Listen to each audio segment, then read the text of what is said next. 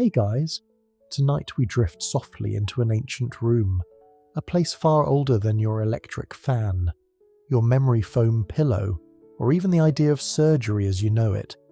A place where vision fades like twilight, and calm hands are all that stand between darkness and light. The year O, long before yours, somewhere around 600 BCE. The air is warm. The smell of sesame oil clings to the walls. You're sitting on the packed earth floor of a humble structure, its thatched roof low enough to make the stars jealous. A man lies still on a woven mat, blinking up into a beam of filtered morning sun. Only he can't really see it. His right eye is clouded, milky, hazy like morning mist on the Ganges. And next to him, cross-legged and utterly serene, sits a figure whose hands are impossibly steady. This is the surgeon, and you probably won't survive this if you're squeamish about eyeballs. So, before you get comfortable, take a moment to like the video and subscribe, but only if you genuinely enjoy what I do here.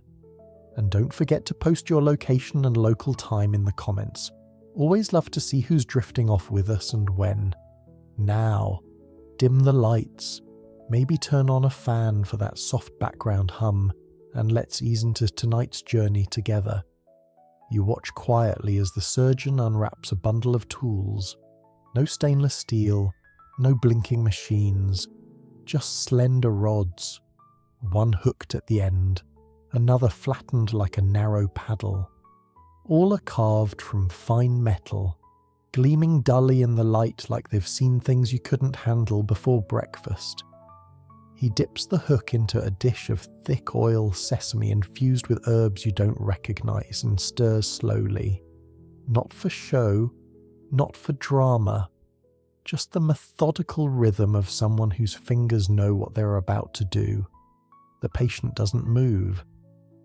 He's been prepped since dawn, fed nothing, bathed in warm water, eyes treated with paste that numbs but doesn't dull. He's wide awake. So are you. Mainstream fact cataract surgery, specifically a technique called couching, was practiced in ancient India more than 2,500 years ago. It involved dislodging the cloudy lens from the line of sight by gently pushing it down with a sharp instrument inserted into the eye. You watch as the surgeon takes a deep breath, then begins to speak softly, not to you. Not even to the patient, but to the moment. A recitation, maybe. A prayer. Maybe just ancient muscle memory. He lifts the tool in one hand, uses the other to steady the eyelid, and then pause. Stillness like you've never seen it. The patient doesn't flinch. The surgeon doesn't blink. You don't breathe. Fringe tidbit. Some ancient manuals advise that the surgeon should hold their breath while inserting the couching needle to maintain calm and avoid trembling.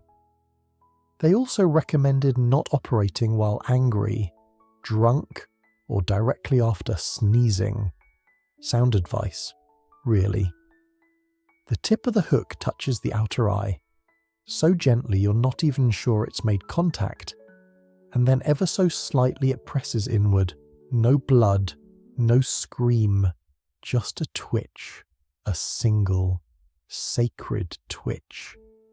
Historians still argue whether these procedures were consistently successful or if patients simply learned to live with whatever came after. Some describe surprisingly high success rates. Others suggest that outcomes were exaggerated by poetic license or hopeful memory. The hook slides deeper. You close your own eyes, instinctively. But when you open them again, the surgeon has leaned back. He says nothing, but the patient, blinking slowly just once, lets out a long, shuddering breath. And you can see it in his face. Something's changed. The cloud may still be there, but maybe it's already fading. The operation has begun. And for the next hour, You'll be following every glint, every hush, every impossible movement, because tonight, your bedtime story is about vision, about the steady hands of the past, and about what happens when clarity is carved from shadow. The silence in the room stretches thin, like a string pulled taut between two thoughts. No buzzing machines, no heart monitor, just the sound of breath yours, the patient's, and the man with the needle. The surgeon, who hasn't flinched once, leans forward slightly. Not in haste, not in doubt, just in the slow, deliberate way someone might approach a sleeping cobra or a pile of suspiciously folded laundry that might bite. His name you've heard as Sushruta. And no, he doesn't wear a white coat. He wears composure. Mainstream fact: Sushruta, an ancient Indian physician, is widely regarded as the father of surgery. He is credited with composing the Sushruta Samhita, a foundational text in Ayurvedic medicine that describes over 300 surgical procedures, including, yes, cataract removal. He works without fanfare, drawing the hooked needle slowly out of the eye, his thumb gently resting against the patient's cheek. He doesn't glance at the audience, not the student hovering in the doorway, not the village elder who pretends not to be watching, and certainly not at you. He has seen more eyes than most people have seen sunrises. Fringe tidbit: the Sushruta Samhita even outlines how to select proper tools based on the season. For example, certain metals were preferred in spring, when humidity could affect sharpness. You don't know whether to be impressed or worried that weather impacted surgery outcomes like a bad hair day. Sushruta shifts slightly. The patient's eye twitches again but does not close. That's key. The eyelid must remain open. One student, standing quietly with a gourd of water and a palm leaf fan, seems responsible for keeping sweat off the surgeon's brow and bugs out of the patient's mouth. It's a job.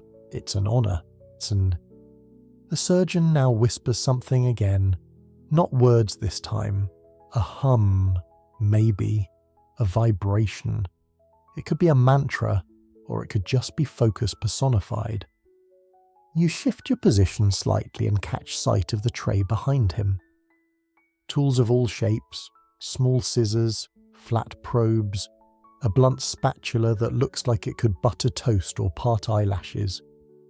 None of them are shiny, but all of them are loved. And all of them, according to the Samhita, must be washed, dried, smoked with herbal vapor, and then recited over before use.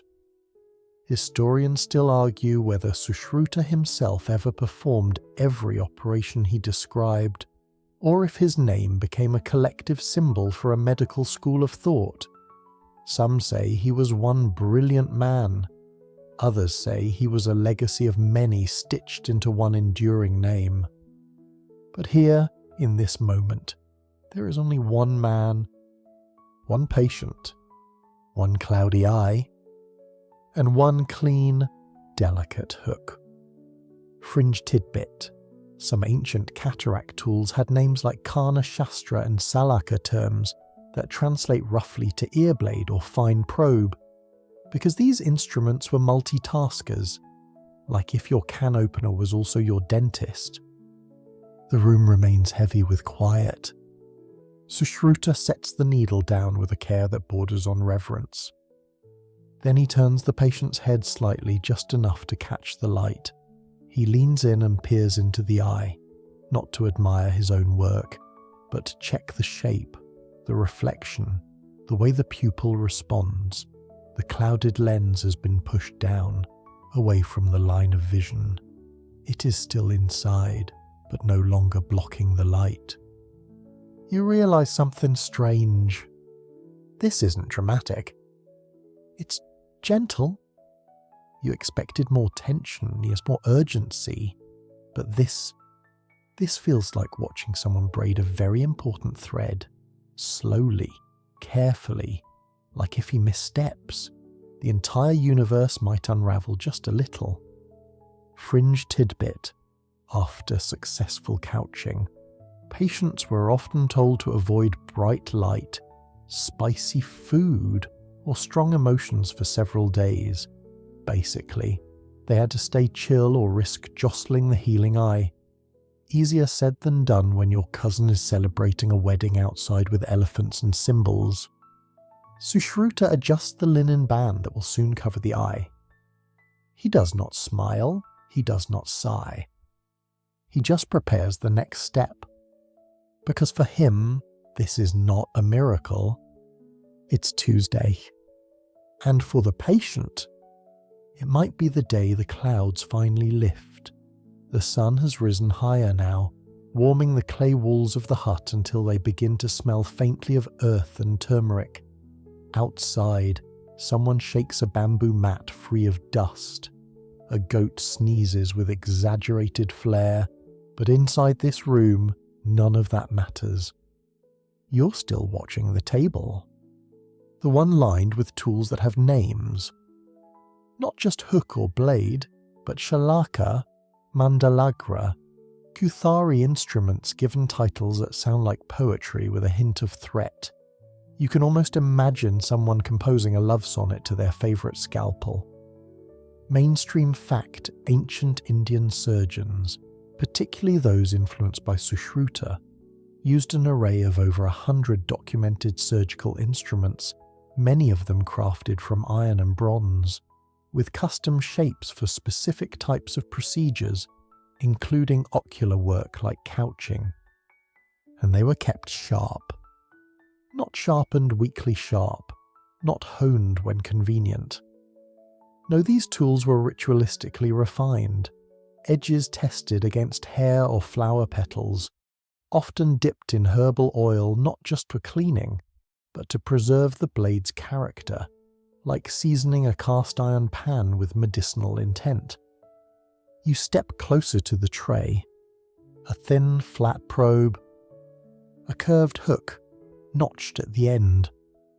A scalpel that looks like it's been passed down 3 generations, and maybe scolded once for misbehaving. There's also a thread, a fine twist of fibre that appears to have come from banana bark or silk.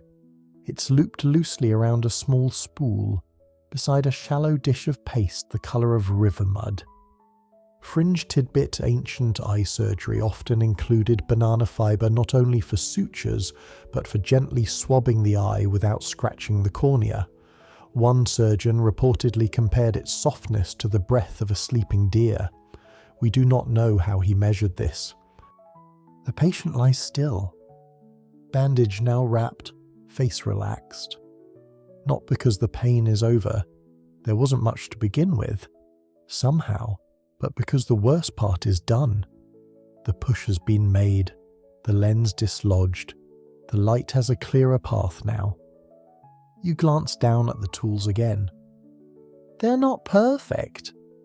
Some are nicked, some stained, but each one has clearly been cleaned, dried, and arranged with almost sacred symmetry. You get the sense that this tray is part operating kit, part altar. Historians still argue whether these tools were used as widely as texts suggest, or whether many were theoretical, recorded as possibilities rather than practical, everyday items. But some examples have been unearthed, and they are hauntingly precise for their age. You crouch down to get a better look. And now you see its scratches from sharpening, tiny grooves that trace each blade's history. You realise these tools weren't designed on whim. They were adapted, tested, learned from mistakes probably made by a very unlucky goat. Fringe tidbit: Sushruta and his students practiced many surgeries on animals first. Goats and pigs were common, but when practicing eye surgery, they reportedly used lotus stems to simulate soft tissue. It's both genius and slightly tragic for the lotus. You glance up again. The assistant is cleaning one of the instruments now, rolling it gently between oiled fingers before passing it over flame, not long enough to melt, just long enough to purify. No boiling metal, no alcohol wipe, just ash, air, and herbal smoke. You breathe it in. It smells like neem, sesame, and something else, maybe myrrh, maybe something that only grows near a temple or beside a river so sacred even the frogs whisper politely. The tools are being packed away, rolled carefully into cloth, each one tucked like a child into bed. Not because they're fragile, because they are respected. And the tray, now mostly empty, still gleams faintly, like it knows what it has done. Fringe Tidbit, one Ayurvedic manuscript, recommends that surgical tools be stored with camphor leaves, both to deter insects and to imbue the blade with cool-headed purpose. Frankly, most modern hospitals could use that vibe.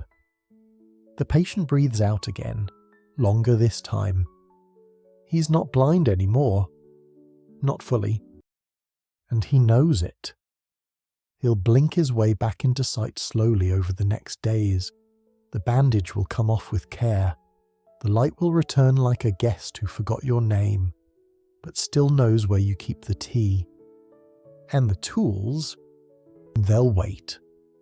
Not just for the next eye, but for the next moment of precision. Because in this world, you don't rush a miracle. You guide it with a hook, a thread, and the calmest pair of hands you'll never forget. The tools are packed away now, wrapped in linen folds that smell faintly of camphor and old sweat, like something that's been used and cleaned so often it's acquired a personality. The patient rests, breathing slow and shallow beneath a fresh cloth over his eyes. And you're not going anywhere. Because now it's time to learn how the diagnosis was made in the first place, without light boxes, without lasers, without anyone saying the word optometrist. Mainstream fact.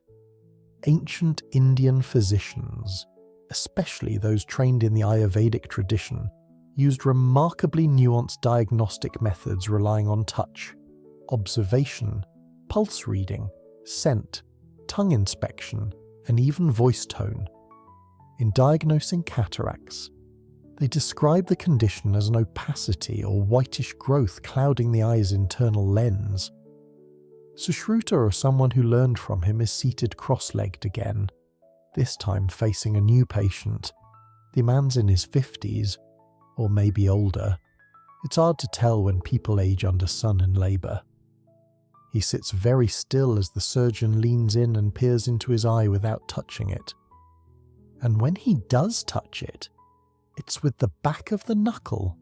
Not a poke, not a prod, just a whisper of contact, enough to sense firmness, resistance, or pain. His hands move like silk through water. Next, he opens a scroll not to read it, but to show the patient a pattern drawn in ink, simple shapes, circles, lines, a crude sun. Do you see this? The man blinks, nods, but a little too slowly. Fringe Tidbit surgeons would sometimes smear sandalwood paste in small patterns on a tablet or the back of a palm leaf, asking the patient to identify shapes from a distance as a vision test. In many ways, it was the ancient cousin of read the lowest line you can see. Next comes the pulse. 2 fingers on the wrist, not for heart rate but for balance. Ayurvedic medicine emphasized the 3 doshas Vata, Pitta, and Kapha. These humours governed not just digestion and mood, but clarity of vision. An imbalance in any one of them could contribute to illness, including cataracts. Historians still argue whether pulse reading was a reliable medical tool or more of a philosophical overlay. Some believe it was metaphorical. Others claim experienced practitioners could detect inflammation, or internal imbalance through subtle vibration. You watch as the surgeon listens to the wrist like it's telling him bedtime secrets. He says nothing, just hums slightly and moves on to the patient's breath. Yes, breath. He instructs the man to inhale, then again, then once more while blocking one nostril.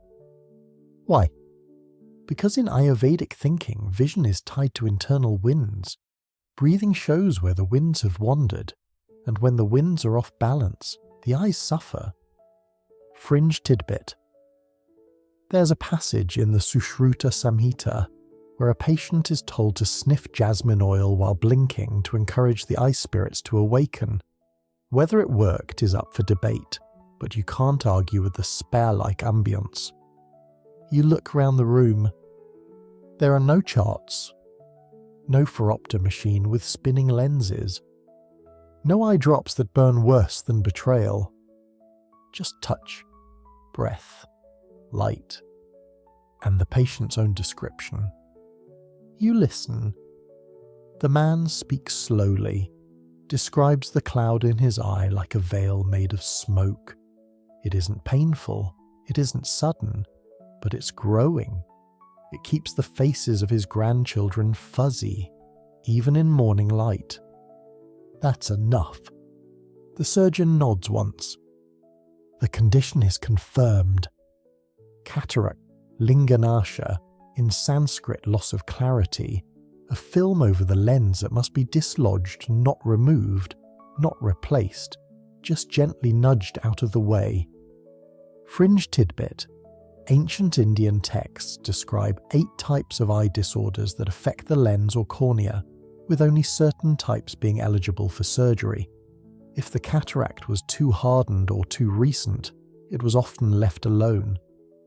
You sit back on your heels and exhale. That was the diagnosis. No machines, no dilation. Just hands that listened. Eyes that see. And a philosophy that treats sight as an extension of inner balance, not just a mechanical function. The patient bows once. He's told to prepare for tomorrow. Fasting, oil treatment, a quiet night. And to sleep facing the moon, if possible. Because apparently that helps. You don't know how, but you believe it. Because in this world, even diagnosis is an act of precision. The sun dips low as another patient arrives, guided gently by the hand of his daughter. He moves slowly, his right eye pearled over with the soft white blur of age. But it's not just his vision that's faded, it's the confidence in his step, the reach of his hand.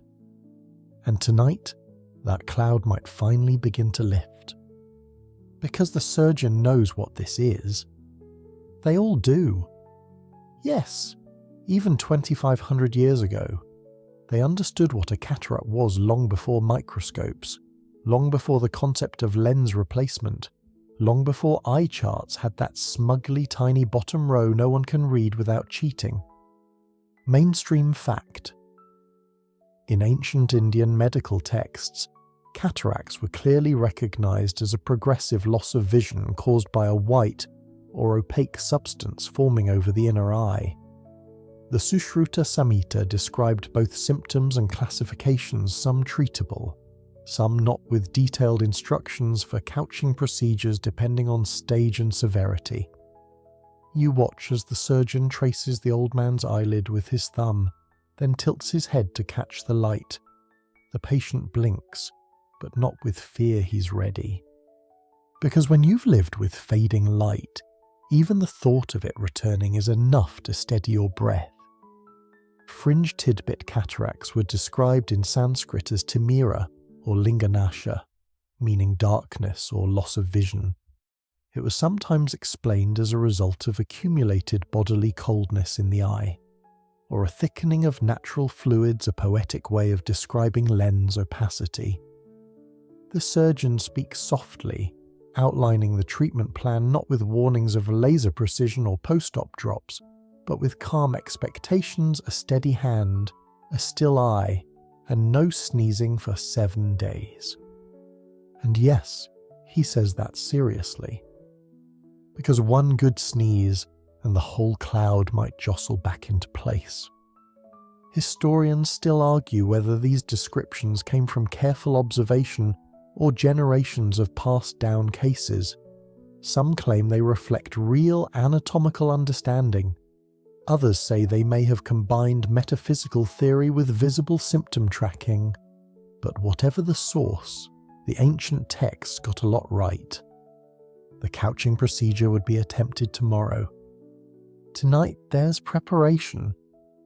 The patient is instructed to avoid heavy meals, to bathe in warm water infused with neem leaves, to drink a mild herbal tonic said to soften the lens and promote internal clarity. He nods, not because he understands all of it, but because he trusts it. And he's watched the others, those who blinked their way back into vision, blinking into the rising sun like it was a miracle served warm and a little late. Fringe tidbit. In some cases, patients were asked to meditate or recite mantras before eye surgery, not only to calm the nerves but to prepare the winds of vision. The more balanced your spirit, the steadier your eye, the more chaotic your thoughts. Well, good luck with a couching hook. You sit beside the scrolls that describe the condition in ink so faded it looks like whispering. The drawings are simple, just outlines of eyes, with arrows indicating motion, tiny suns representing light paths, and notations that feel like instructions for opening the sky. You realize they weren't guessing. They weren't poking in the dark. They had a working theory of how sight worked, what obstructed it, and how to restore it. With tools no bigger than a sewing needle, and hands that never shook, you stand as the patient is led away. He'll sleep now, and tomorrow, a steady breath, a thin blade, and a flick of divine-level focus will nudge the cloud aside. Not removed, not destroyed, just displaced. Because sometimes, the best solution isn't to erase the problem. It's to move it just enough to let the light back in. The room smells different this morning. Not of fear, not of sweat, but of sesame oil warmed with herbs, the kind that clings to your hair for days, the kind that claims to fix anything if you rub it hard enough and hum a little. The patient is here, back on the mat, calm, ready. And this time, so are the surgeon's hands, hovering with the confidence of someone who's done this so many times they can probably do it while reciting poetry backwards. But before the blade, before the careful press of the hook, there's a question every modern surgeon takes for granted. How do you numb the pain when you don't have anesthesia? Mainstream fact. In ancient Indian eye surgery, pain relief was achieved through a combination of topical treatments, herbal pastes, diet restrictions, breath control, and subtle psychological techniques, not full anesthesia, but enough to make the procedure bearable without screaming. You watch as young apprentice applies a thick herbal salve to the patient's eyelid. It smells like crushed tulsi and bitter ash, and it darkens the skin slightly, as if drawing the pain outward before it even starts.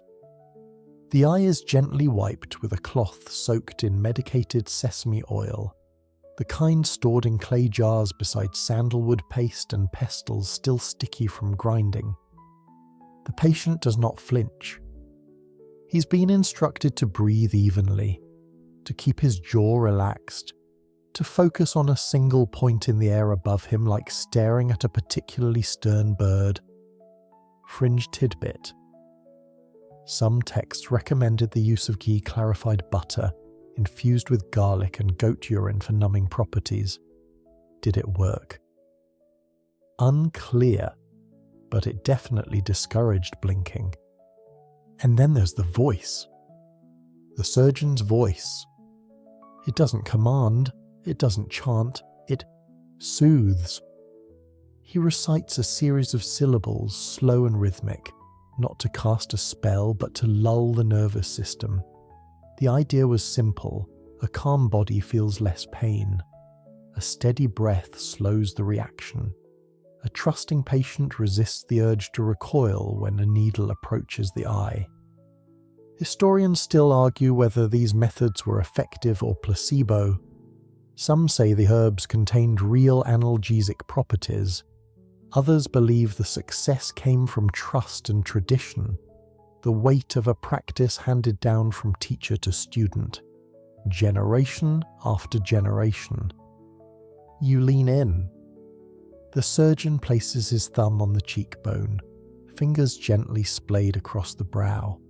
With the other hand, he raises the blade, not the sharpest tool, but the smallest. Just enough to touch, not to cut. And he waits. Waits for the breath. Waits for the heartbeat. Waits until the patient blinks, not out of panic, but out of habit. Then holds the lid steady. One assistant whispers, "Now," but he doesn't move. He just breathes. You feel the weight of it, this pause, this understanding that calm is not a luxury here. It's the difference between clarity and chaos, between vision and blindness, between a steady hand and a trembling regret. Fringe tidbit before surgery. Some patients were given a mild sedative made from poppy, fennel, or even cannabis, ground with honey and stirred into milk. It didn't knock them out, it just made them care less about what was happening to their face. The blade finally makes contact. No scream, no recoil, just a single blink and then stillness. The pain, if any, is hidden deep beneath layers of breath and herbal oil. The surgeon's brow does not twitch. The patient exhales, and you realize this isn't a battle. It's a duet. A practiced exchange between two people who understand that precision demands peace. The blade is withdrawn, not with a flourish, with respect. You glance at the assistant, who's already dabbing away oil with banana fibre. The next step is coming the couching hook, the actual displacement of the cataract, but the hardest part might be over, because pain is not just in the body, it's in expectation. And here, in this warm, whispering room, there's no expectation of panic, only stillness. Only trust. Only a blade, a thumb, and a voice calm enough to convince the body. This isn't pain, it's clarity approaching. You settle back onto the floor, the packed clay firm under your knees, your eyes trained on the scene that's about to unfold, because this, right here, is the moment that separates the storytellers from the surgeons. The blade is cleaned, the patient is steady, and the couching needle, the one with the tiny curved hook at the end, rests like a sleeping serpent in the surgeon's palm. This is it. Step 1, the patient must not blink. Mainstream fact. In the ancient Indian couching procedure, the surgeon inserted a slender needle through the sclera white of the eye, aiming to gently displace the cataract, likely the clouded natural lens, downward and out of the visual axis. It wasn't removed, just moved aside. And for this to work, the eye had to stay perfectly still. And blinking was the enemy. So out comes the eyelid retractor. Not a metal one, not something out of a horror film, just a smooth piece of shaped wood, softened and soaked in oil, gently inserted beneath the upper lid to hold it in place. It glides in without resistance. The assistant murmurs softly to the patient, reminding him not to move, not even to breathe too sharply. The lower lid is held by the surgeon's thumb, light as a petal. His other hand steadies the needle.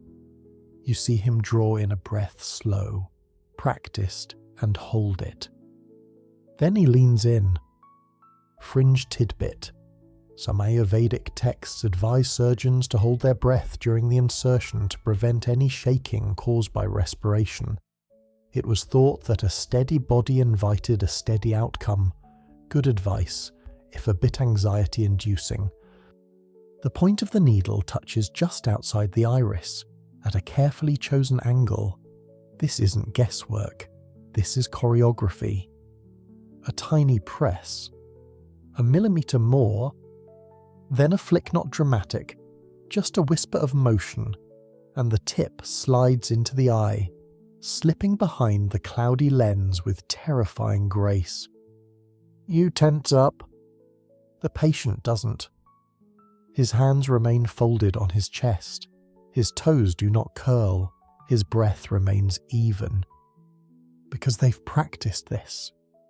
Not just the surgeon, but the patient too taught to control his body the same way an archer stills his pulse before loosing a string. Historians still argue over how precise this procedure truly was. Some modern researchers believe the success rate was better than you'd expect. Others point to complications like infection or retinal damage. But one thing they agree on: this required unbelievable skill. The needle moves gently now. Not cutting, pushing. The clouded lens, the cataract, is dislodged, nudged downward into the vitreous humour at the base of the eye, out of the line of sight. No sutures, no suction, just displacement through angle, patience, and a surgeon who has probably done this 1,000 times without blinking himself. Fringe tidbit. Some early sources mention the use of tiny spoons, curved probes, or even diamond-tipped styluses to assist with particularly stubborn cataracts. There's no mention of anyone being brave enough to blink during that. The hook is withdrawn smoothly, slowly, like it was never there. The assistant presses a linen square, soaked in cool rose water, gently over the eye. It isn't meant to clean, it's meant to soothe. And then, just like that, the first step is complete. The cataract, once blocking the patient's view of the world, has been repositioned, not fixed, not removed, but moved aside like a curtain, allowing light to pass through once again. You exhale, only just realizing you've been holding your breath. The surgeon hasn't spoken. Neither has the patient. But something in the room has changed. There's a soft sigh, a weight lifted, a silence deeper than silence. Because for the patient, that cloudy veil that made the world feel like a rumour is already beginning to clear. Fringe tidbit. Some post-op traditions required patients to sleep sitting up for the first night and avoid looking at bright colours, or the moon too stimulating for newly opened eyes. One text simply warned, do not gaze at peacocks. You glance at the surgeon's hands. They're already resting in his lap. Steady. Clean. Unshaken. Because while you were blinking, he wasn't. And while you were marvelling, he was healing. With one needle, one thumb, and a level of calm you'll probably never achieve outside a hammock on a deserted beach.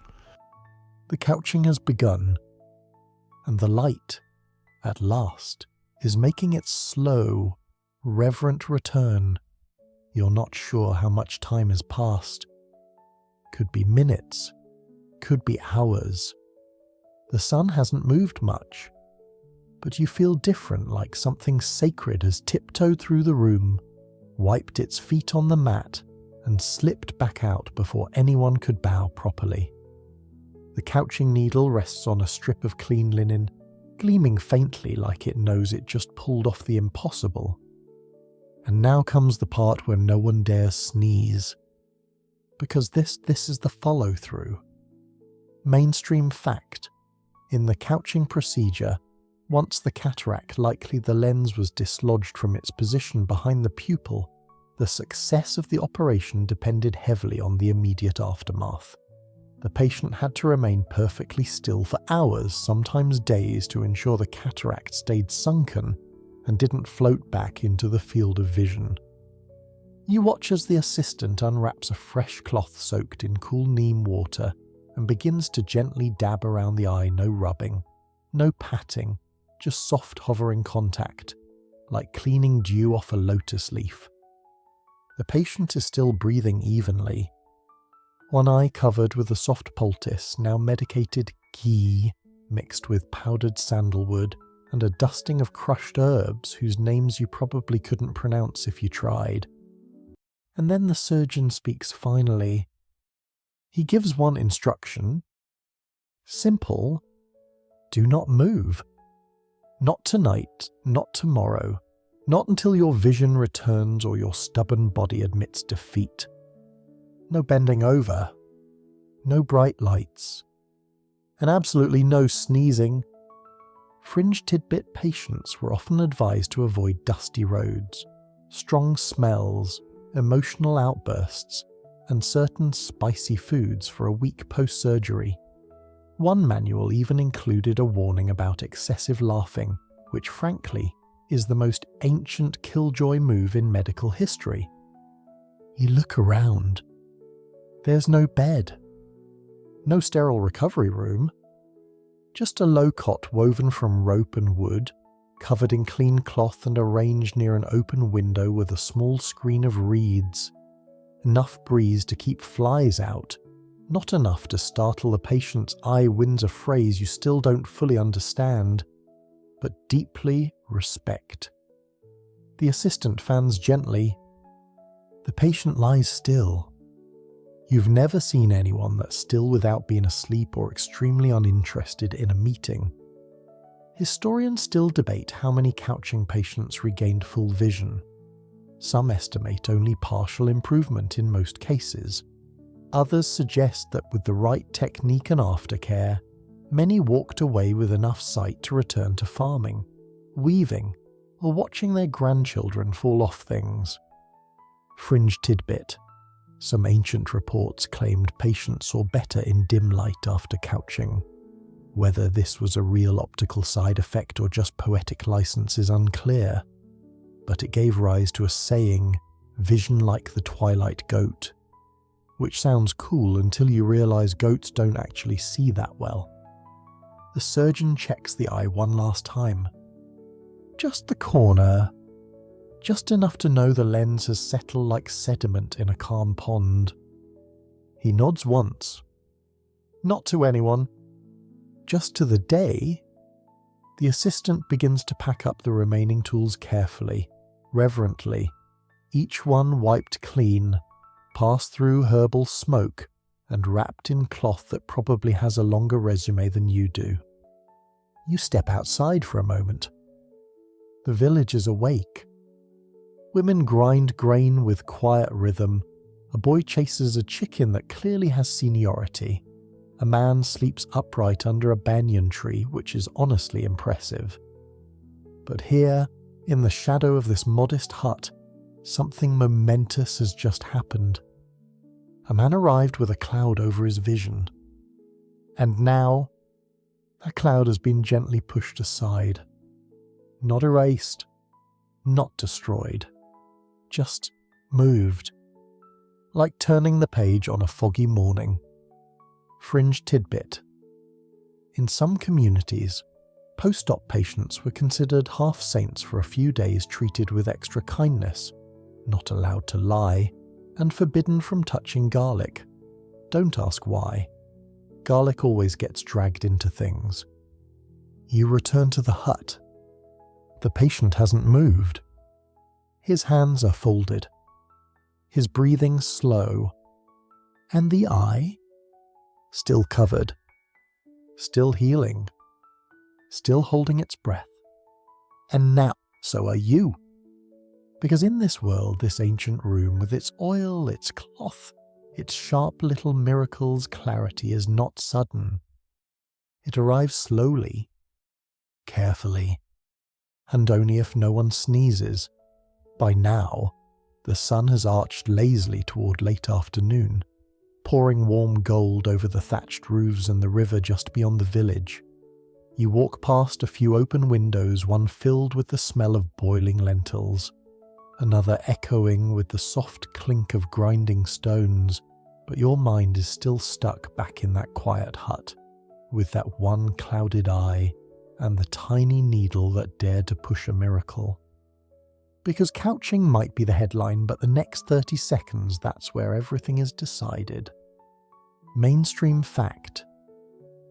The outcome of cataract surgery in ancient India, particularly couching, hinged not just on the displacement of the lens, but on what happened immediately after. A successful operation could be ruined in a moment by sneezing, sudden motion, or even a poorly timed blink. The lens, not being removed, could easily shift back into place. You return to the hut and sit near the doorway. The patient still hasn't moved. Not a toe, not a twitch, just his breath, steady as a drumbeat, and the faint trace of herbal oil clinging to the linen over his face. The surgeon has taken a seat nearby. He doesn't hover, he doesn't pace, he just waits watchful, motionless, like someone tending a fire made of breath and silence. Fringe tidbit. It was believed that the soul could be startled by sudden sound or movement during recovery, causing the eye to recloud. As a result, many post-op patients were kept in near-silent rooms with soft, repetitive chanting in the background like ancient white noise. You glance at the scrolls again. There it is, in tidy Sanskrit script after the sinking of the cloud.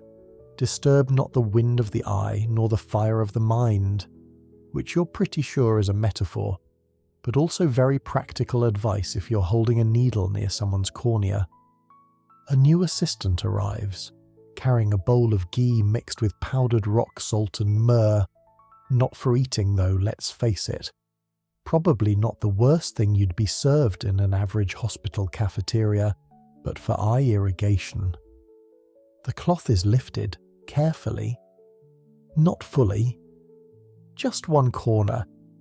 The surgeon leans in and gently drops a few warmed droplets of the ghee mixture along the lower eyelid, watching how it rolls, how the pupil responds, how the surface tension behaves like a sommelier swirling light. You hold your own breath again. The lens has stayed, still displaced, still sunken, still out of the way. The light can now pass through, and for the first time in weeks or maybe months, the patient murmurs, "I see light." Not detail, not clarity, just the warm glow of daylight against the dark. Historians still debate whether these moments were exaggerated by later poets or truly as dramatic as the texts suggest.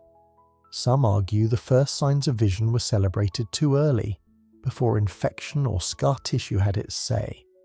Others insist that the technique worked and works surprisingly well, especially under steady hands and slow recoveries.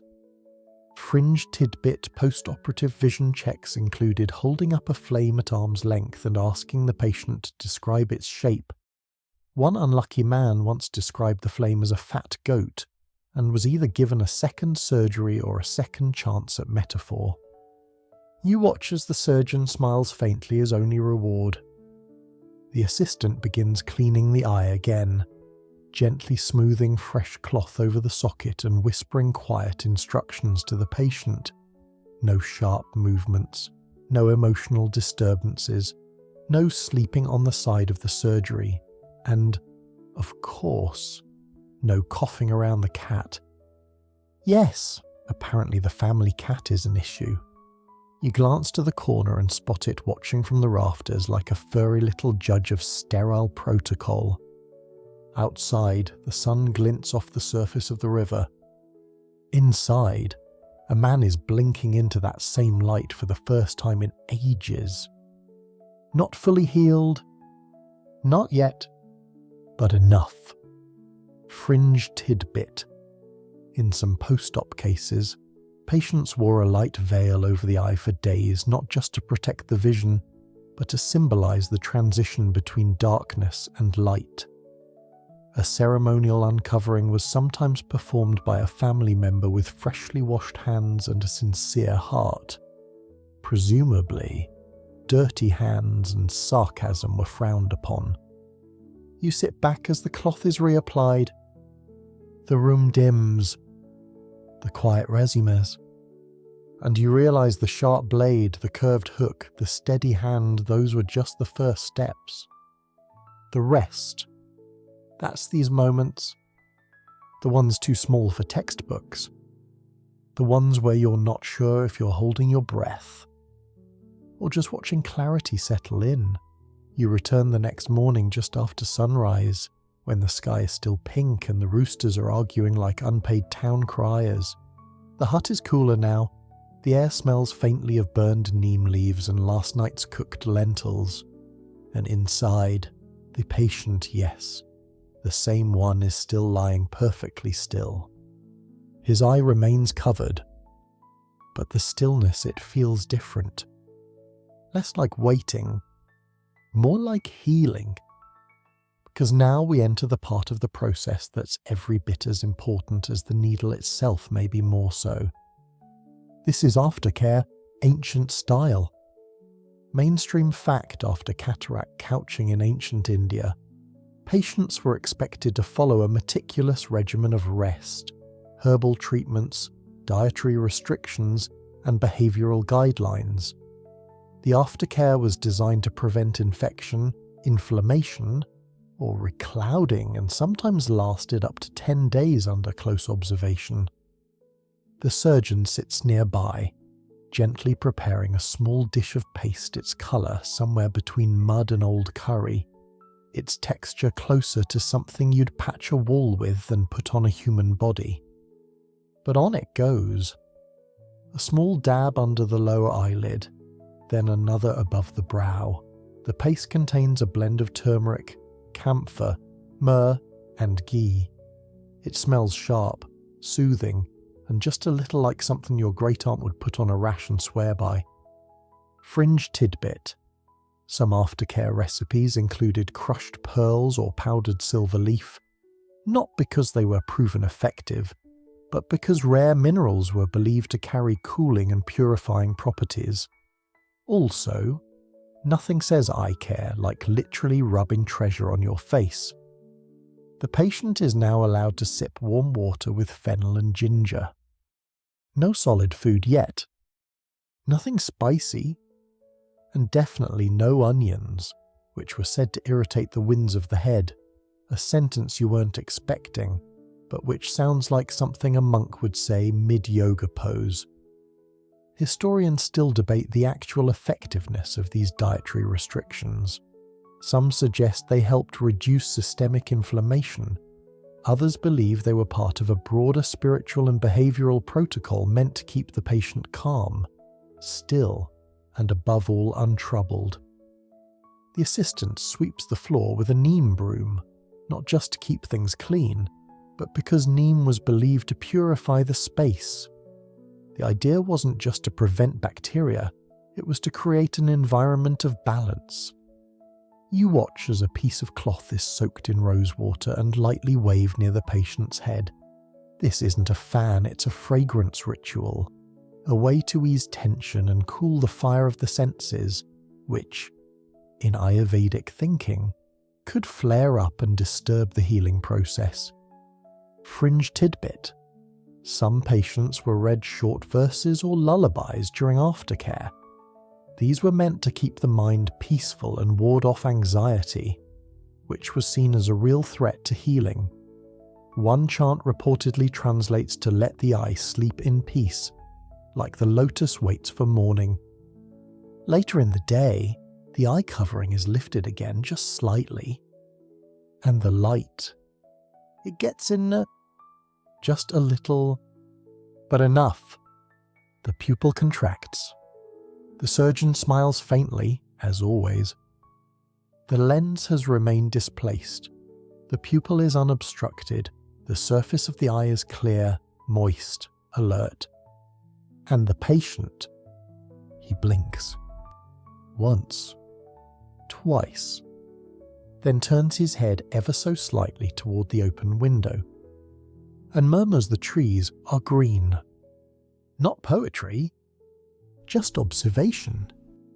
But it hits you like a mantra, because yesterday the trees were nothing. Just shadows, fog, shapes pretending to be things. And now, they're green again. Fringe tidbit. If a patient showed strong early signs of visual recovery, the community might light a small lamp in their home symbolizing the return of light. One family allegedly had the lamp burning for 3 days, until the man yelled at a goat he mistook for his cousin. The lamp was extinguished with moderate ceremony. The patient lies back. The cloth is replaced. The surgeon stands. And now, for the first time in this whole procedure, the body's allowed to relax. No more breath holding. No more clenched hands.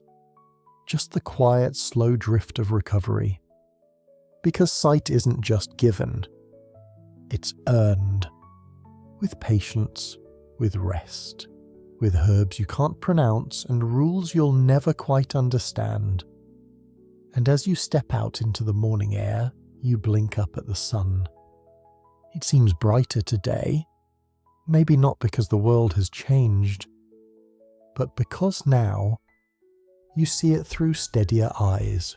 You walk down the dirt path from the surgeon's hut, past a sleepy water buffalo swatting flies with philosophical indifference, and pause beneath a neem tree whose branches twitch in the breeze like it's trying not to be involved in your business. Behind you, the patient rests eye-wrapped, breath even, sight slowly returning. But what lingers with you most isn't the couching needle or the chants. It's the question. How did they avoid infection? Mainstream fact, ancient Indian physicians developed a surprisingly effective set of hygiene protocols for surgical procedures. Though they lacked germ theory, they used herbal antiseptics, heat, and strict cleanliness to reduce infection long before the concept of bacteria even existed. Back in the hut, the surgeon prepares for the next procedure not on a person this time, but on a goat's eye from the market, its milky surface still fresh. It's part of training, yes, but also practice in tool handling and fluid technique. Even the best need a warm-up act. And before anything happens, everything is cleaned. Not bleached, not boiled, but ritually and rigorously handled. The surgeon burns resin-rich wood in a small clay pot. The smoke spirals up and over the tools. Not for drama, for purification. Ash is rubbed into the metal. The blade is passed over flame, cooled in herbal oil, wiped on boiled cloth. The tray is scrubbed with bitter bark soaked in vinegar. And the water, always warmed, always poured from a lidded vessel not left open for flies, dust, or passing thoughts. Fringe tidbit one Ayurvedic prescription involved rubbing the surgeon's hands with powdered sandalwood and dried cow dung ash before surgery. Yes, really. Cow dung was thought to carry cleansing fire, don't worry. It was scraped off thoroughly afterward. Probably, hopefully. You peek at the scroll again. One passage reads, "Let no tool enter the eye unless it has slept in smoke and awoken in oil." You could almost hear it being recited over and over, the way your gym teacher used to shout, "No pain, no gain," except with more incense and fewer whistles. Historians still argue whether these methods were truly antiseptic or just symbolic, but modern studies on some of the ingredients like neem, turmeric, and camphor reveal actual antimicrobial properties, So maybe it wasn't just ritual. Maybe it was intuition science hadn't caught up to yet. Back inside, you watch as the apprentice peels strips of banana fibre clean, pale, impossibly soft, and soaks them in a pot of diluted honey. This, you're told, is for swabbing the eye later. It's antibacterial, it's calming, and it doesn't scratch. They knew that the healing eye was fragile, that the smallest irritation could undo everything. So they built their system around stillness and gentleness, like medicine written by a poet who had a recurring nightmare about lint. Fringe tidbit: the surgeon's robes were washed daily with tamarind water and dried in full sunlight. And yes, there were instructions about not using them to wipe your nose. That was a real rule. You notice how the assistant handles everything with 2 fingers, edges only, no fingerprints. Even the couching needle is laid down like a sacred object between uses, tip wrapped in cloth, handle oiled lightly so it doesn't crack in the sun. There is no plastic, no glass, no disposable gloves, and yet nothing feels careless. You ask quietly if there were ever failures. Of course there were. Sometimes the lens wouldn't sync. Sometimes the eye became inflamed. Sometimes, rarely, the patient lost more than vision. But the surgeon nods slowly and says, "Even then, we treated the eye like a guest." Because here, medicine isn't just about fixing. It's about hosting healing, creating the conditions where it can knock politely on the door and come in for tea. Outside, a woman walks past with a basket of herbs balanced on her head. She nods toward the hut. "Did he see?" she asks. You nod. She smiles, shrugs, and says, "Good. My uncle sees now too. Saw his dog's face and cried." Then she walks on. Fringe tidbit: in some cases, family members brought fruits or flowers to the surgeon days after recovery, not payment, but gratitude. One famously gifted a live peacock. It screamed a lot. The surgeon accepted it anyway. You look back at the hut. Smoke curls from the incense pot. Tools rest. The air smells clean.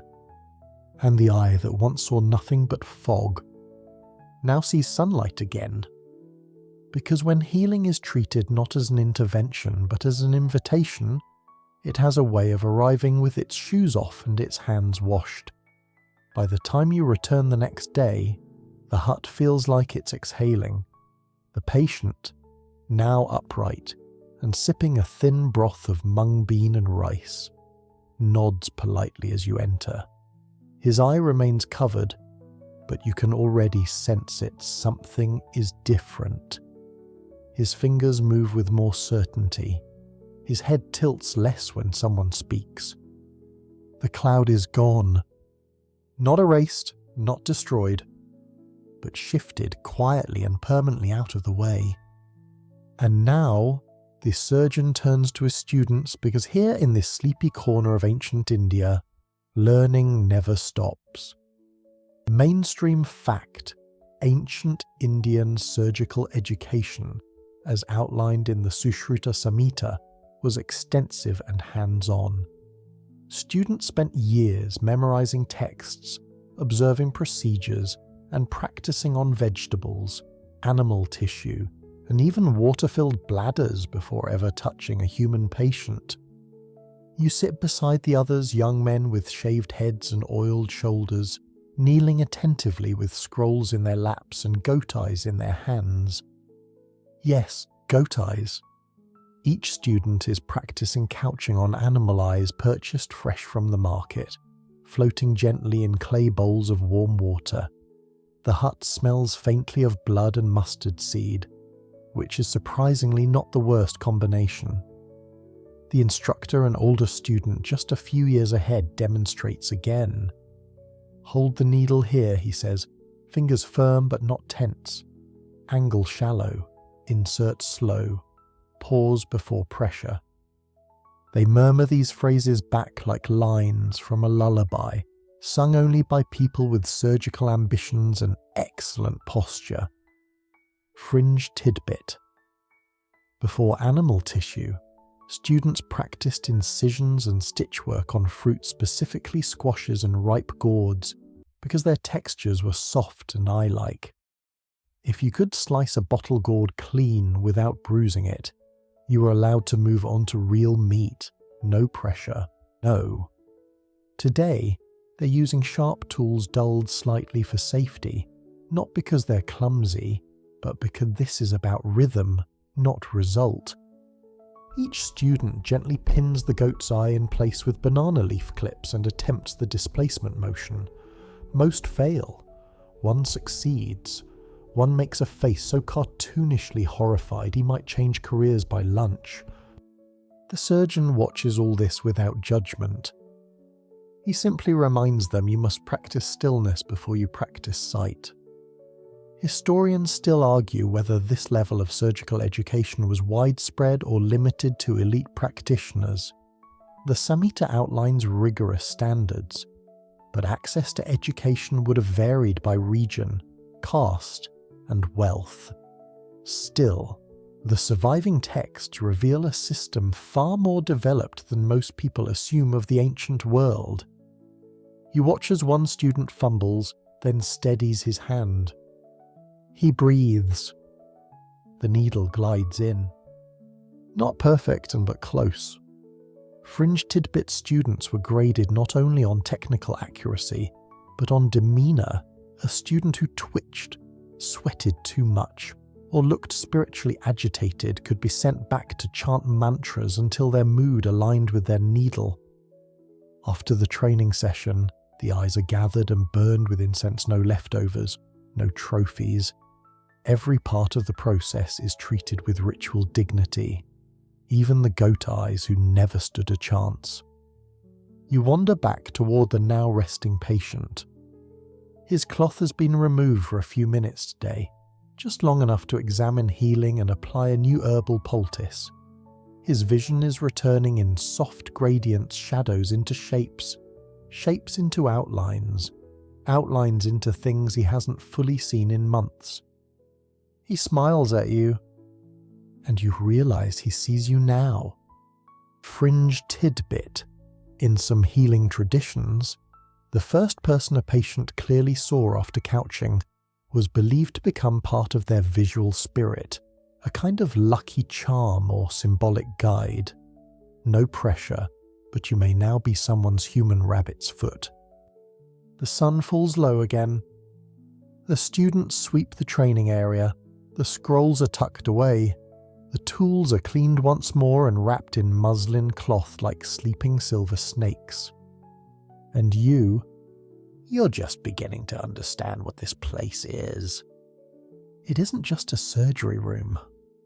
It's a school, a shrine, a sanctuary where precision is taught not through speed, but through breath. And where the first step toward restoring vision is learning to see without your eyes first. The next morning's already hot, the air thick and shimmering like someone smeared the sun with ghee. You sip cool water from a clay cup and wander back toward the hut. Inside, the patient is seated upright on a folded mat, blinking slowly into a sunbeam that filters through the woven reed wall. And now, he sees it. Not just light, not just colour, but form. He lifts his hand, extends one finger, and traces the line of the sun's beam like it's a ribbon of gold made just for him. The healing is working. But today, the surgeon wants to show you something else. Because as precise as the surgery has been, as exacting the aftercare, there's still more to it. This isn't just a physical procedure. It's spiritual. Mainstream fact. In Ayurvedic medicine, surgery including ophthalmic procedures was not seen as purely mechanical. It was deeply connected to concepts of balance, energy flow prana, karma, and clarity of the inner self, vision, after all, was as much inward as outward. You step outside with the surgeon, who's removed his outer robe and now kneels beside a fire altar made of stone. A stick of dried tulsi burns at one end. Beside him, a small bowl of rice, a thread, a folded leaf, and a stone that looks worn from years of use. He murmurs a short chant, then sprinkles water into the flame. You don't understand the words, but the feeling is unmistakable humility. Not celebration, not pride, just acknowledgement. This is what comes after healing. Not applause. Not ego, but gratitude that the eye chose to open again. Fringe tidbit. Some texts instructed the surgeon to fast the morning of a procedure, offer prayers to Danvantari, the god of healing, and wash their feet in river water collected before sunrise. One particularly dramatic manual recommended abstaining from all sarcasm and debate for 24 hours before touching a patient. Tragic. Really. You return to the hut. The patient has stood up now. Cautiously, but standing. His daughter helps him take a few steps. She holds up a hand, fingers spread. How many, she asks. He pauses. 3, he says. Not confidently, but without guessing. She nods. He smiles. You blink. And again, you're struck not by the procedure, but by the ritual. This whole experience has been a layered dance between science and belief, anatomy and poetry, body and breath. Historians still argue whether these rituals were necessary to the medical success or simply cultural scaffolding. Some say they calmed patients, reduced stress, created compliance. Others argue they distracted from more objective medical realities. And yet, no one denies their power. Fringe tidbit. In some accounts, patients were asked to wear yellow robes after a successful surgery to symbolize clarity and light. If they didn't own one, a borrowed sash or a strand of marigold would suffice. Back inside, the tools are being arranged again, not for surgery but for cleansing. A dish of ash and crushed bale fruit is used to scrub the handles. A new fire is lit smaller this time, more symbolic than sterilizing. The students are watching again, but today's lesson isn't about depth of needle or angle of displacement. It's about stillness. The surgeon says softly, if you do not approach the eye with a quiet heart, the eye will not let you in. You're not sure if that's literal or metaphorical. It doesn't matter. Because either way, it works. You glance at the patient one last time. He steps to the door. No cane, no guide. He squints toward the morning light. And smiles. Fringe tidbit. Some healers believed that the very first colour a patient saw after surgery would influence their dreams. One man reportedly saw red first, and claimed he dreamt of tigers for weeks. His wife was unimpressed. You leave the hut quietly, the scent of neem and rosewater trailing behind you like the last breath of a long, deep meditation. And in that moment, you realize, this wasn't just eye surgery. This was an awakening. You hear laughter before you see him. The patient, yes. The one whose eye was veiled in white just days ago is sitting under a fig tree, talking with a young boy who keeps bouncing a pebble like it's the rarest jewel in India. The old man's posture is different now, straighter, calmer, and more importantly, he's watching. Actually watching. The boy flicks the pebble. It skips once and lands in a splash of dust. The man follows it the entire way. And just like that, you realize vision has returned. But here's the twist. This isn't the only surgery they've done in this village, not even close. Today, the surgeon wants to talk about what else they could fix, long before modern hospitals gave themselves all the credit. Mainstream fact: in addition to eye surgeries like couching, ancient Indian physicians documented procedures ranging from rhinoplasty nose reconstruction to lithotomy bladder stone removal to complex wound management. The Sushruta Samhita outlines over 300 surgical techniques and 120 instruments. You step back into the hut. There's a low table now with a model made of clay and leaves. Yes, a model demonstrating nasal reconstruction. This is no exaggeration. This is ancient plastic surgery. Fringe tidbit: one of the oldest forms of plastic surgery was the repair of severed noses, often cut off as punishment. The method involved taking a flap of skin from the cheek or forehead, twisting it carefully, and suturing it in place. It was known as the Indian technique and became famous centuries later in Europe when it was rediscovered. You look over the instruments again. Some are familiar small knives, probes, hooks, but some are oddities. A hollow reed with one end sharpened. A scoop that looks like it's meant for spices. A curved clamp that could easily be mistaken for jewellery making gear if it weren't sitting next to dried strips of suture thread. Abscesses, the surgeon says calmly. You blink. He points to the reed. For draining. Then he gestures to a heated stone. Cauterizing. Then to a string looped around a dark brown gourd, and if all else fails, remove. Fringe tidbit. For hemorrhoids.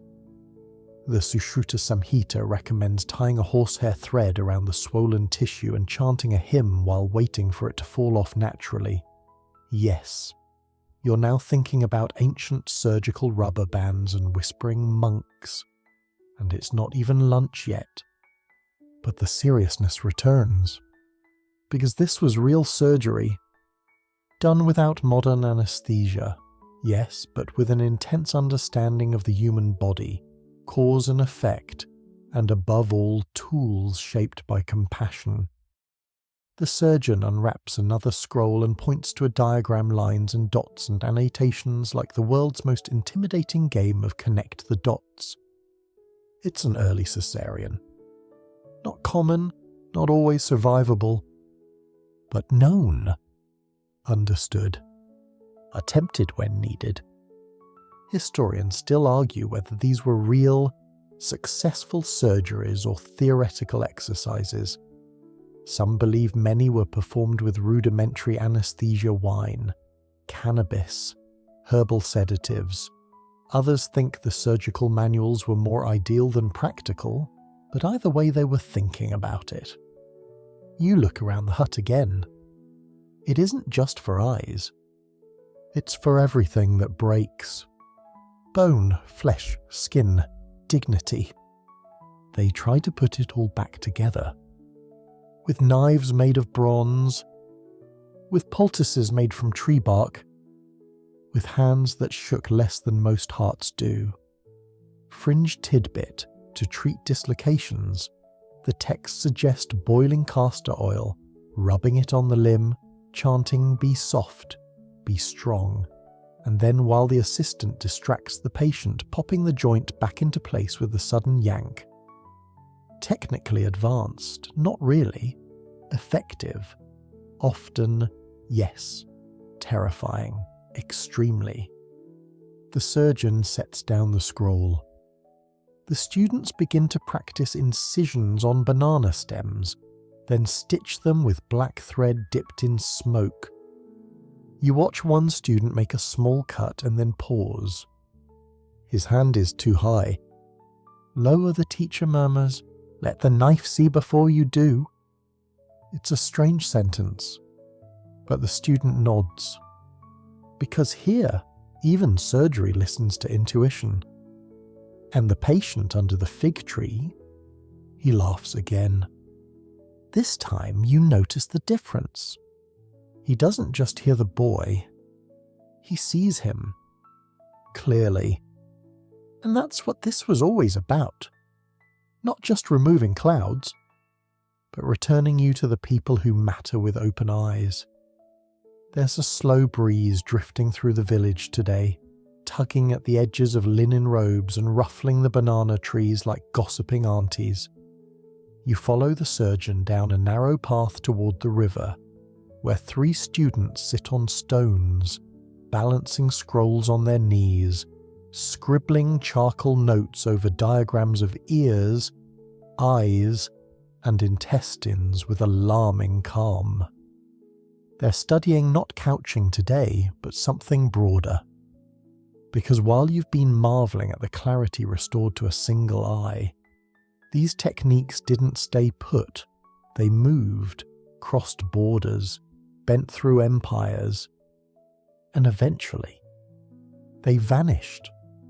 Mainstream fact, the surgical techniques developed in ancient India, particularly those found in the Sushruta Samhita, spread across the ancient world past to Persian, Arab, and eventually European scholars. But over centuries, many were forgotten, dismissed, or overwritten by newer, modern methods, only to be rediscovered later and called revolutionary. You sit beside one student who's carefully redrawing a diagram of a surgical instrument with curled ends. "Where did you get that?" you ask. He shrugs. "It came from the West." But you know that's not true. This scroll, older than most languages still in daily use, predates Roman steel and Arabic medicine cabinets. These instruments were drawn when the idea of surgery elsewhere still included leeches and prayers shouted over barrel wine. And yet, somewhere along the road, people stopped looking east. Fringe tidbit: in the 8th century, Arab physician al-Zahrawi wrote about surgical tools that resembled those from the Sushruta Samhita. Scholars believe these ideas may have arrived via trade routes, scholars, or translated Sanskrit texts, many of which have since been lost or absorbed anonymously into later works. The knowledge moved. It just lost its name. You walk a little further downriver, where a travelling healer from another region is being hosted. He carries tools in a leather pouch, but when you peek inside, you recognise them. Not exactly, but close. A blade shaped like a leaf, a needle that curves like a question mark, a spool of thread darkened with ash. They've been changed, renamed, tweaked by new hands, but the soul of the tools, the idea of them is the same. Like finding your grandmother's soup in a stranger's bowl. Historians still argue how much credit the West gave to Indian medicine during its own scientific awakening. Some point to moments of acknowledgement in translated texts. Others say much of it was erased either by accident or convenience, until colonial accounts rediscovered them and acted surprised. Fringe tidbit: in 1794, a British surgeon witnessed an Indian physician performing a successful rhinoplasty in Pune, using a technique nearly identical to Sushruta's. The British were so astonished they published it in a medical journal, without realizing they were about 2,000 years late.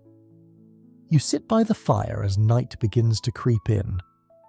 The surgeon quietly arranges his tools, sharpening one against a stone, testing it against a strand of hair. The students hum softly as they work. They aren't just learning medicine, they are preserving memory. Because here's the truth: knowledge doesn't disappear all at once. It fades, like a cataract forming over the lens of time. And only when someone lifts the veil, rediscovers the scrolls, deciphers the diagrams, sees the old techniques not as relics but as roots, does the light return. Fringe tidbit: in modern ophthalmology, couching is still practiced in some remote areas, though largely replaced by safer methods. But the principle removing or displacing a clouded lens to restore vision remains exactly the same. It's just wrapped now in brighter lights and whirring machines. You look across the fire at the surgeon. He doesn't know what a microscope is. He doesn't need to, because he sees what matters. Light, balance, stillness, courage. And above all, a patient who can walk home under the star and see them. Maybe not perfectly. Maybe not in high resolution, but in truth. Because some techniques live longer than empires. Passed hand to hand, eye to eye, blade to blade. And even when forgotten, they're only waiting to be seen again. Tonight, the village feels hushed, not quiet like an empty field, but quiet like a room where something important has just been whispered and no one wants to break the spell. The stars are out. The air smells faintly of sandalwood smoke and the kind of lentils that require both patience and a forgiving stomach. You find the patient, yes, him again sitting cross-legged on the porch outside the hut, eyes uncovered now, gazing up at the sky. You see them, you ask. He doesn't look at you. He just nods and smiles, because the eyes of ancient Indian surgeons may have been fixed on anatomy, but their legacy was always aimed at the heavens. Mainstream fact. Today's ophthalmologists acknowledge that the principles behind ancient couching and other eye surgeries formed an important historical foundation. While modern techniques are safer and more precise, the idea of physically intervening to restore sight began thousands of years ago, long before lasers, lenses, or protective goggles. But it's not just surgeons who nod back through time. Modern medical historians, biophysicists, and scholars continue to be amazed and slightly unnerved by how advanced some of these methods really were. Fringe tidbit. In 2017, a group of eye surgeons recreated ancient couching techniques in laboratory simulations and found that, under specific conditions and with proper follow-up, some could result in measurable vision improvement. Not ideal, not replicable for mass treatment, but impressively functional. You sit next to the old man. He points to a cluster of stars. Saptarishi. He says the 7 sages. You nod. He saw them as a boy. They're not again for years. Until this week.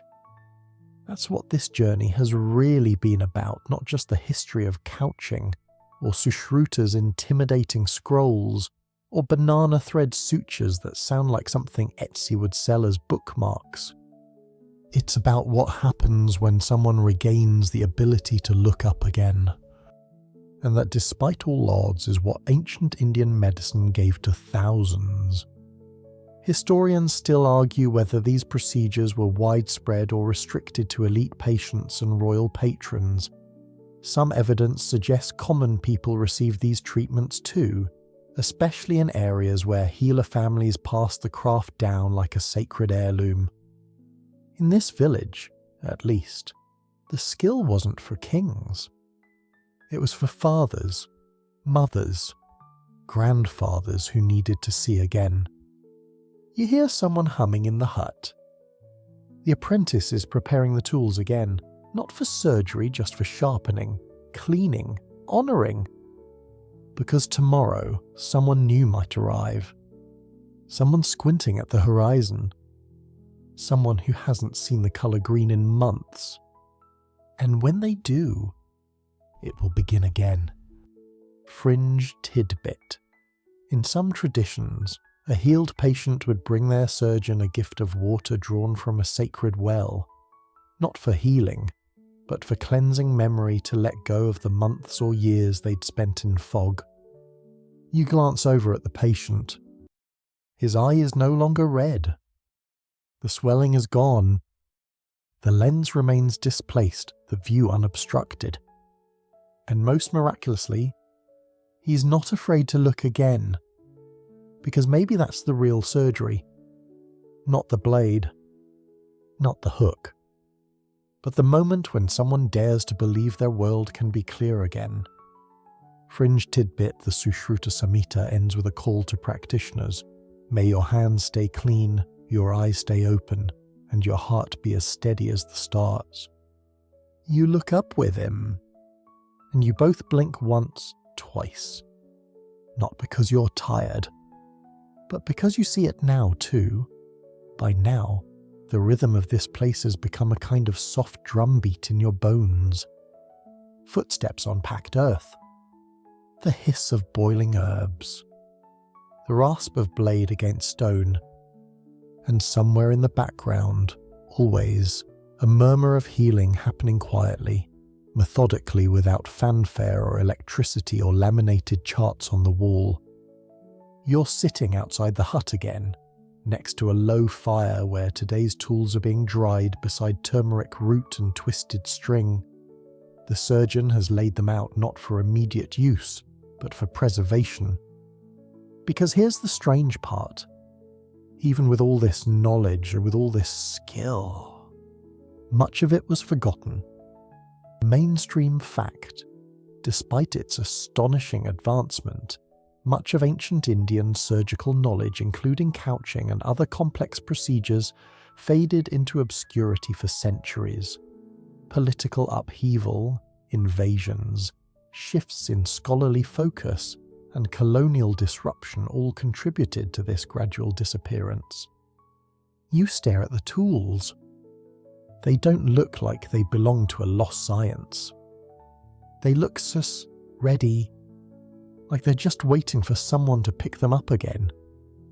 And in some corners of the world, they were fringe tidbit.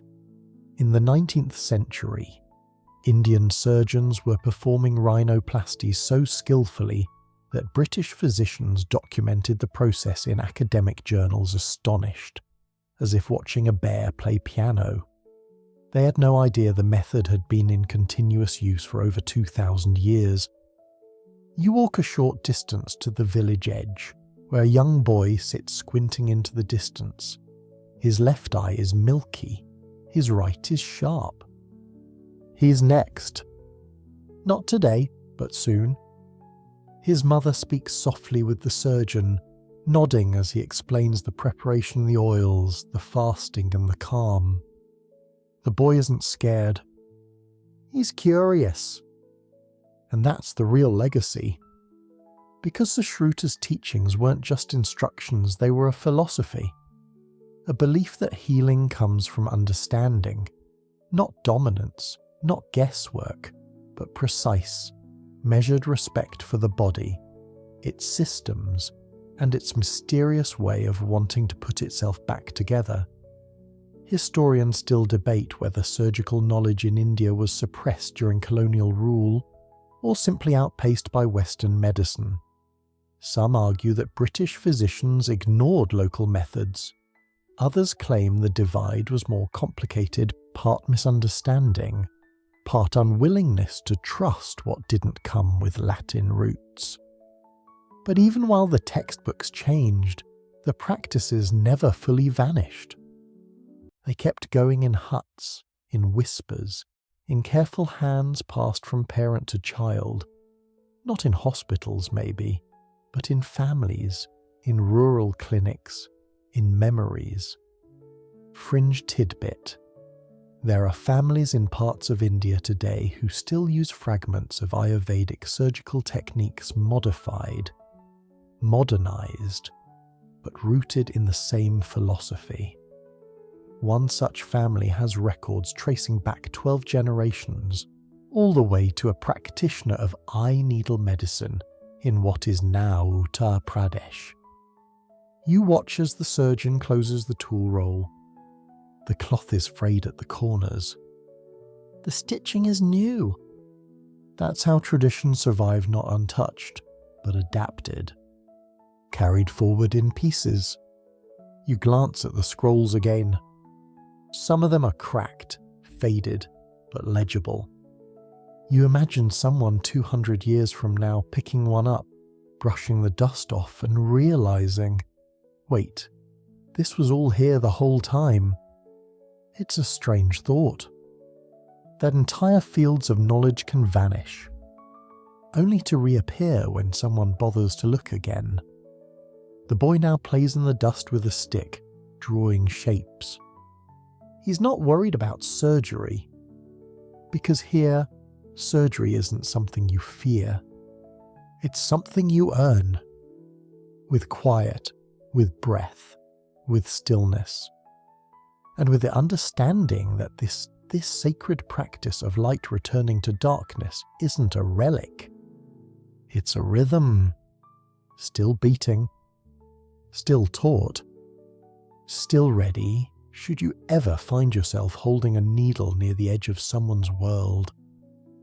With the steady hand of memory behind you, evening again, you're beginning to lose track of how many days you've spent in this village, half asleep under neem trees, eavesdropping on whispers about herbs and wounds, watching clouds part not in the sky, but behind someone's eyes. Tonight, the surgeon invites you to sit with him as he copies part of the Sushruta Samhita onto fresh palm leaves.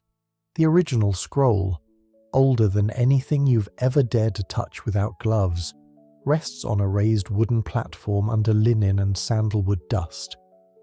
He doesn't copy it for preservation. He copies it because someone asked to learn. Mainstream fact, ancient Indian medical texts like the Sushruta Samhita were passed down orally for centuries before being written on palm leaves. Even after writing became widespread, copying remained a form of reverence, ensuring the ideas stayed alive through time, student to student, line by line. He dips a stylus into soot ink and etches slowly. No rush, no typos, no copy-paste. Every word is carved, not written. And you feel it. The gravity. This is more than transcription, it's ritual. Fringe tidbit, a traditional rule held that any mistake in a medical transcription must be erased by rubbing turmeric and water over the leaf before rewriting, because turmeric cleared the fault. Basically, ancient whiteout. But smellier. As he writes, you catch a line. Do not approach the body with force, it is a house of gods. And you pause. Because even if you've been floating through this history in awe, you hadn't really grasped it until now. This wasn't science alone. It was spiritual precision. Every patient was a temple. Every eye an altar. Every needle a prayer. And healing was an offering. You watch his hand as it moves across the leaf, never trembling. The words curl like vines. You want to ask him what they all mean, but something holds you back, maybe because you know the answer is already blooming inside you. He sets the stylus down and smiles, not at you, not quite, but at the leaf, like something sacred has landed on it. Fringe tidbit. It was common for ancient surgeons to write their personal additions to the Samhita in the margins. Tiny notes like this works better in spring, or avoid this herb near goats. One surgeon even doodled an eye with a smile under it. History has a soft side. Outside, the stars have returned. You see the old patient again, now helping another man, this one younger, squinting in the dusk to sit and sip from a clay cup. He'll be next, he says softly. And suddenly, you feel the inheritance of this place. Not just knowledge, but momentum. A rhythm of care passed like a torch, not to burn, but to light the way forward. You return to the hut and find a student adjusting tools in a new roll, this one stitched by his sister, embroidered with tiny suns. Why the suns, you ask? He shrugs, because people forget the eye sees light, not just shapes. Fringe tidbit. Some believe that cataracts were the soul's way of dimming outer light to amplify inner clarity. A few monks even welcomed the condition, claiming it focused their spirit. These monks were not, you imagine, heavy readers. You lie back outside under the stars, and you realize something. What you've witnessed here isn't lost knowledge. It's resting knowledge. Waiting, quietly, for someone to pick it up again. To try. To believe. To steady their hand and say, let's see if I remember how to do this. And maybe you do. You wake to the rustle of palm leaves and the metallic sound of a needle being tested against stone. It's early. The sky's still the colour of boiled rice. Somewhere a rooster coughs like it's been out too late. Inside the hut, the surgeon is preparing again, not because someone is hurt, but because someone wants to learn. This time, it's not a boy from the village. It's a traveller. A young woman who's come from far away, robes dusty from the road, scroll case tucked under her arm, eyes wide with both reverence and barely contained questions. She kneels, bows, waits, and the surgeon gestures her to sit. Mainstream fact. In ancient India, surgical knowledge wasn't restricted to men, though records are sparse. There are references in broader Ayurvedic literature to women practicing healing arts, particularly in midwifery and herbalism. While surgery was rare, it wasn't forbidden, especially if passed through family lines. The woman unfolds her scroll. It's newer, written on parchment, not palm leaf. Sanskrit mingles with Persian annotations. You realize she's part of a long chain, a medical student tracing lost lineages, trying to reassemble a map of knowledge across continents. She speaks quietly, asking about couching first. The surgeon doesn't answer. He motions to the tools and waits. Because here, teaching doesn't begin with words. It begins with listening. Fringe tidbit.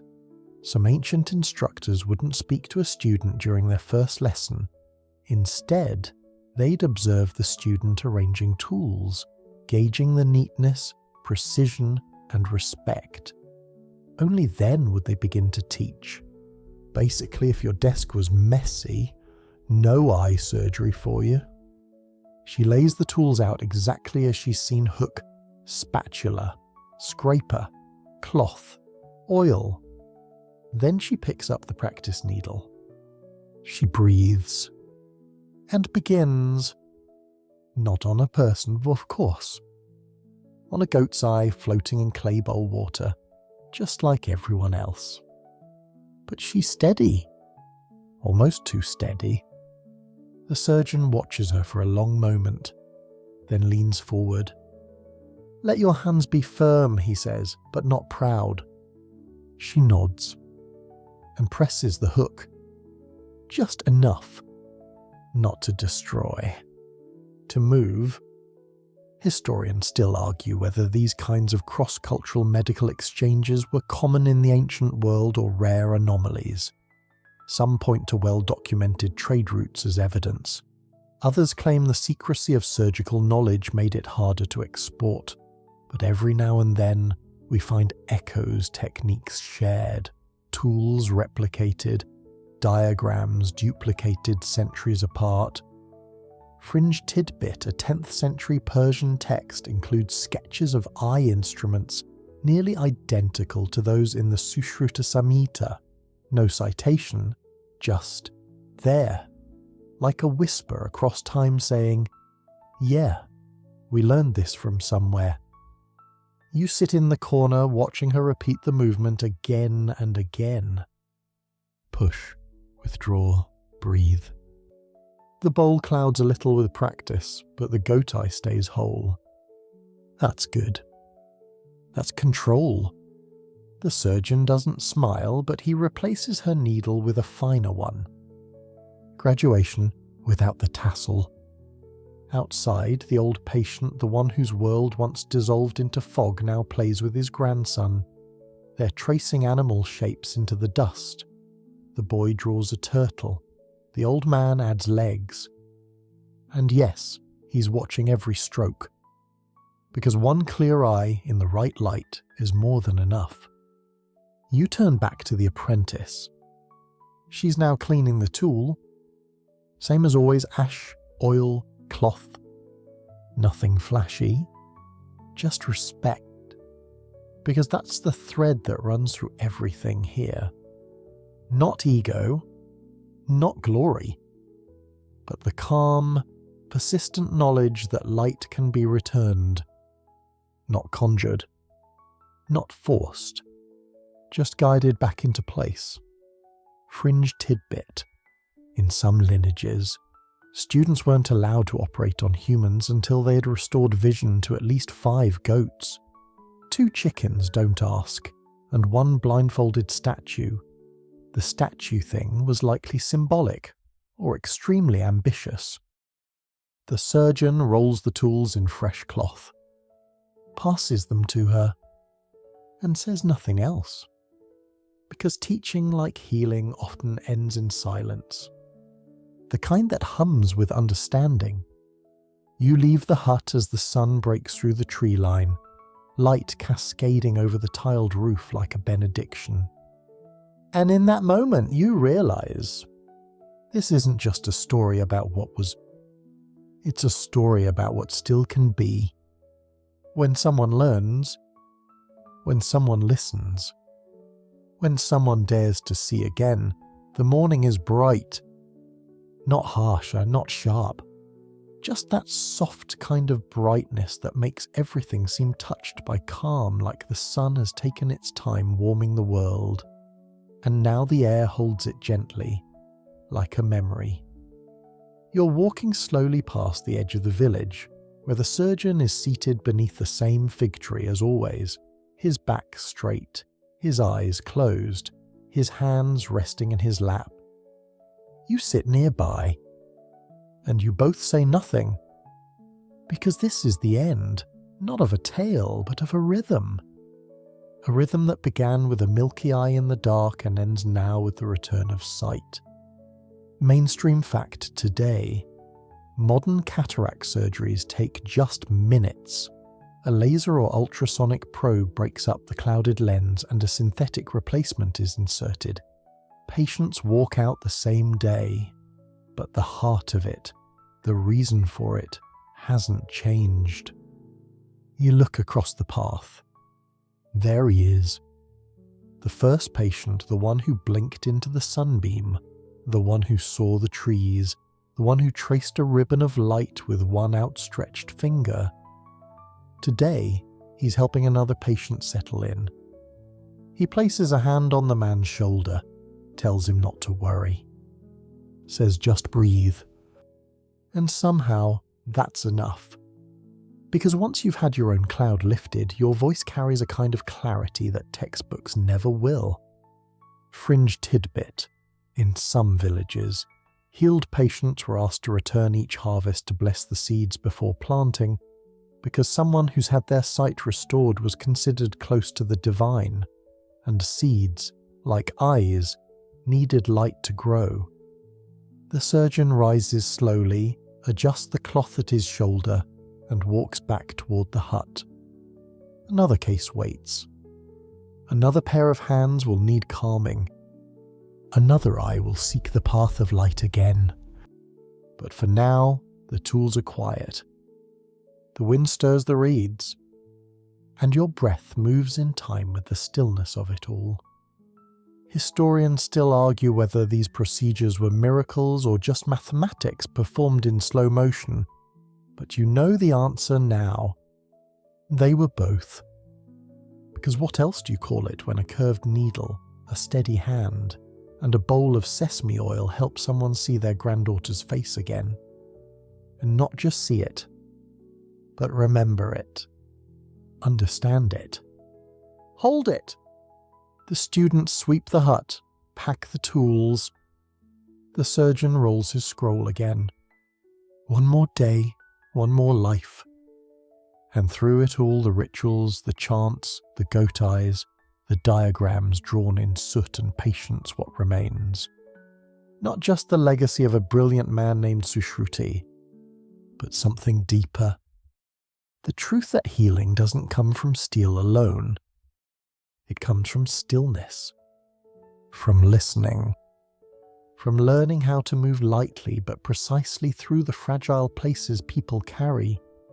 Fringe tidbit: some teachers told students that if they couldn't feel their own heartbeat in the tip of the needle, they weren't ready to use it.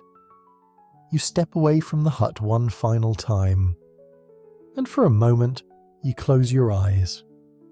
Not because you're tired, but because now you know closing them is a choice. And when you open them, the world's still there, clear, steady, and somehow even brighter than before. And now, as the night settles in and your eyelids grow heavier, let the rhythm of this quiet world wrap around you. Let the echo of sandalwood smoke and soft-spoken surgeons ease your thoughts into silence. You've journeyed through time not with noise, but with careful hands and the gentle tap of a hook against history. You've seen how a single breath can change the course of a day, how the tiniest motion, done with intention, can bring clarity to something long obscured. Let your muscles soften, your jaw unclench. Let the world go slightly fuzzy around the edges. You've earned that. Because just like those old palm leaf scrolls and time-worn tools wrapped in cloth, you, too, are part of a fragile and beautiful pattern. One of healing, one of remembering, one of quiet clarity. You don't need to hold on to the whole story. Only that small truth at its center light comes back. Even after years of shadow. Even after days of doubt. Even when we forget where to look. So now, breathe in gently. Let it be slow. Let your breath settle, just like the clouded lens, gently sunk out of view, leaving your inner sight clear and still. The stars are above you. The silence is kind. And your dreams, they're waiting.